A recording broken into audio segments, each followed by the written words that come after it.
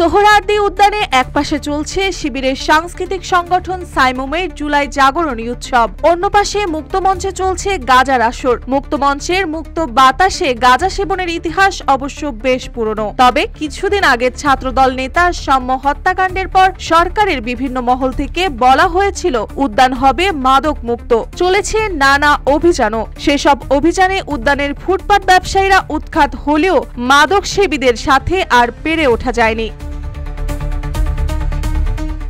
পহেলা August Saimum আয়োজিত জুলাই জাগরণী fest আয়োজনে উদ্যান জুড়ে ব্যাপক সমাগম ঘটে। একদিকে ইসলামী ধারার সাংস্কৃতিক আয়োজন, অপরদিকে চলছিল গাঁজা সেবনের মহড়া। উদ্যানের ঠিক আরেক কোণায় সনাতন ধর্মাবলম্বীরা আসছিল রমনা কালী মন্দির ভ্রমণে। একই উদ্যানে একদিকে দেখা মেলে ভিন্ন তিন চিত্র, তবে এখানে যে যার মতো করেই নিজের উৎসব পালন করছিলেন।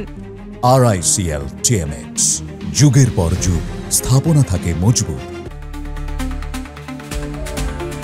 উদ্যানের ঢাকা বিশ্ববিদ্যালয় লাগোয়া গেটগুলো বন্ধ করে দেওয়া হয়েছে। প্রবেশ করার গেট শুধু রমনা কালী মন্দিরের গেটটি। এই গেটে দায়িত্বরত পুলিশ সদস্যের সামনে দিয়েই প্রবেশ করে মাদক সেবীরা। মাদক বিক্রিও চলে একেবারেই অবাধে। গোপন ক্যামেরায় ঝুঁকি নিয়ে ধারণ করতে হয় তাদের সেই ফুটেজ।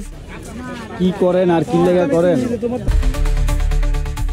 মুক্তমঞ্চের এই আসরে বয়স কিংবা পেশার কোনো বালাই নেই। নানা শ্রেণীর মানুষেরা এক হয়ে অবাধে মাদক সেবন করে, মতিভ্রম উপভোগ করে এখানেই। শঙ্কার বিষয় হলো বাস্তবহীন উঠতি বয়সী অনেক কিশোরও এখানে মাদক সেবন করেন। এরাই আবার জড়িত হন নানা অপকর্মে। সাম্য হত্যার সাথেও জড়িত ছিল এমনই এক চক্র।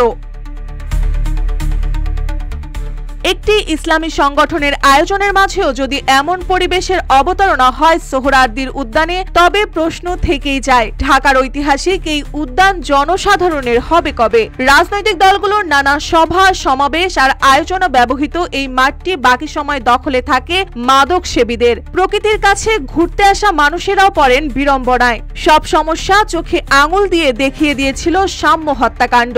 আওয়াজ উঠেছে, প্রতিবাদ উঠেছে, কিন্তু সমাধান কোথায়? মার্জিয়া মৌ, রূপালী বাংলাদেশ।